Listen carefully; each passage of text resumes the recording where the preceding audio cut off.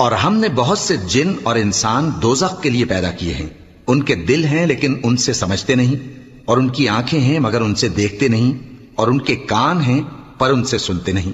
یہ لوگ بالکل چوپایوں کی طرح ہیں، بلکہ ان سے بھی زیادہ بھٹکے ہوئے۔ یہی وہ ہیں جو غفلت میں پڑے ہوئے ہیں۔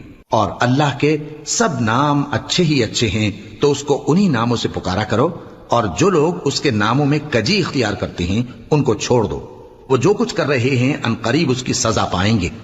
اور ہماری مخلوقات میں سے وہ لوگ بھی ہیں جو حق کا رستہ بتاتی ہیں اور اسی کے مطابق انصاف کرتی ہیں، اور جن لوگوں نے ہماری آیتوں کو جھٹلایا ان کو ہم بتدریج اس طرح پکڑیں گے کہ ان کو معلوم ہی نہیں ہوگا، اور میں ان کو مہلت دیے جاتا ہوں، میری تدبیر بڑی مضبوط ہے۔ کیا انہوں نے غور نہیں کیا کہ ان کے رفیق یعنی پیغمبر کو کسی طرح کا بھی جنون نہیں ہے؟ وہ تو صاف صاف خبردار کرنے والے ہیں۔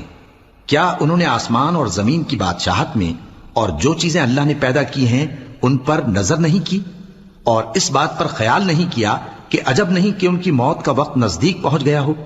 تو اس کے بعد وہ اور کس بات پر ایمان لائیں گے؟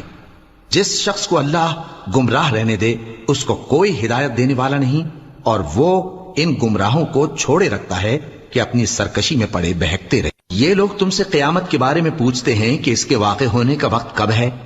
کہہ دو کہ اس کا علم تو میرے پروردگار ہی کو ہے، وہی اسے اس کے وقت پر ظاہر کر دے گا۔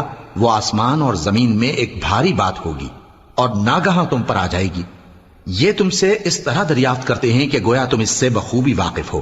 کہو کہ اس کا علم تو اللہ ہی کو ہے، لیکن اکثر لوگ یہ نہیں جانتے۔ کہہ دو کہ میں اپنے فائدے اور نقصان کا کچھ بھی اختیار نہیں رکھتا مگر وہ جو اللہ چاہے، اور اگر میں غیب کی باتیں جانتا ہوتا تو بہت سے فائدے جمع کر لیتا اور مجھ کو کوئی تکلیف نہ پہنچتی۔